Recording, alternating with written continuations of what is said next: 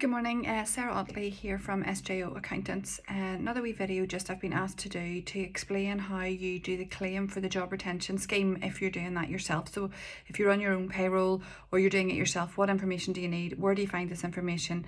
And how can you be ready to do this on Monday? So the first thing you're going to need is your Government Gateway ID. And password.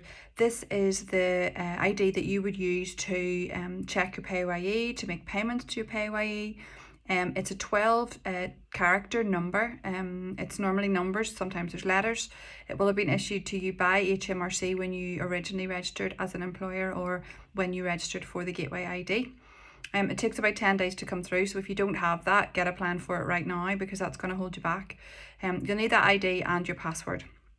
That's 12 digit or 12 character number and your password to get logged on. You're also going to need to know how many employees you're furloughing. So you'll need to know the number of those. You'll need to know the name, the national insurance number, and the payroll ID if you have one for each of those members of staff. So if you use a piece of software to generate your payslips, the system will possibly have generated them a payroll ID number, which uniquely identifies them to your payroll. If that's the case, you should have that information available to hand as well. So name, national insurance number, and payroll ID number. You'll need to know the date from which they've been furloughed, so the start date for the period. And bear in mind that you can only do this for a minimum of 3 weeks. So if you're a weekly paid payroll, you've got to wait for 3 weeks or apply for 3 weeks at a time.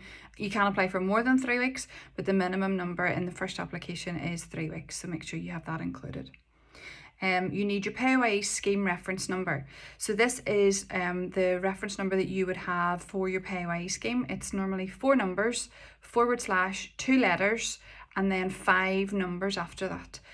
So 475 / AB 12345, something like that. That's your PAYE reference number. It is on your payslips most often. It is also on your P60s.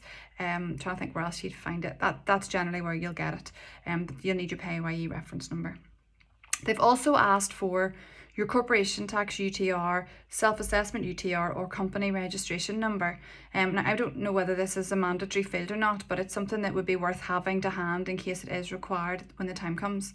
So corporation tax UTR number you will have if you're a limited company. If you're not a limited company, you will not have a UTR for corporation tax. So that is the number that would be on your tax return. It's a 10-digit number. It's all numbers. It normally is presented in 2 groups of 5. It will be on the top of your tax return, and it's the first 10 digits of the number that you would use when you make payment for your corporation tax. So those are a couple of different ways you could find that number. If you're not a limited company but you're a sole trader or a partnership, you will have a self-assessment UTR number. Again, it's the number that's on your tax return, your personal tax return. It's also the number that you use whenever you make payment for your personal income tax. So that's the other number that you may need. Or the company registration number, which for companies in Northern Ireland starts NI. For the companies in England, there's no prefix, but for companies in Northern Ireland, it starts NI. If you don't have this to hand, although it should be on all your invoices and documentation, you can get it from the Companies House website. If you go onto Companies House website and search for company information, type in your company name, it will bring you up the name and your company number. So if you need to find that, that's where you'll get that. You also need your UK bank details that the money is going to be paid into. So make sure you type those in absolutely correctly, because if those aren't, and obviously if there's an error in those, then the payment will go missing. The organisation's registered name. So if you're a limited company, it'll be the limited company name. Partnership will be the partnership name. If you're a sole trader, it'll be your own name. It will be what's on your tax return. For your self-employed income if you're a sole trader.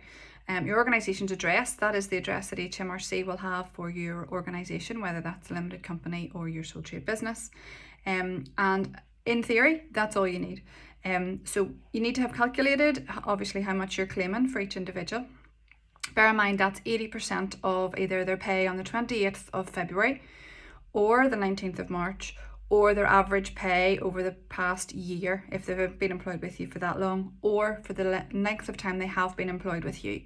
So you can claim 80% of the higher of any of those. You can also claim on top of that the national insurance contribution employer and the pension contributions made also by the employer. However, if you are entitled to claim employment allowance and therefore already have your employer's national insurance zeroised for the month of April because you're using up your employment allowance, you will not get the grant for the employer's national insurance. That is already taken account of by the fact you get the employment allowance. So don't claim it again if you are entitled to the employment allowance.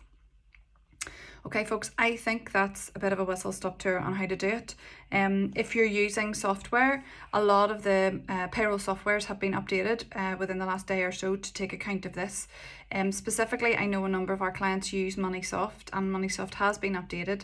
You just need to make sure you update the system to do that, and it will run under the analysis tab. It will run you the actual job retention scheme claim, which gives you all that information in one place.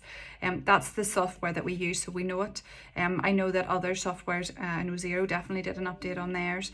So if you use other software, check out and see if there's an update there that you need to do, or if the information that you need will be made available in one place. It will make life an awful lot easier. Okay folks, hope that's been helpful, and all the best with it. Good luck on Monday. Hopefully the system stays up and lets us get done what needs done.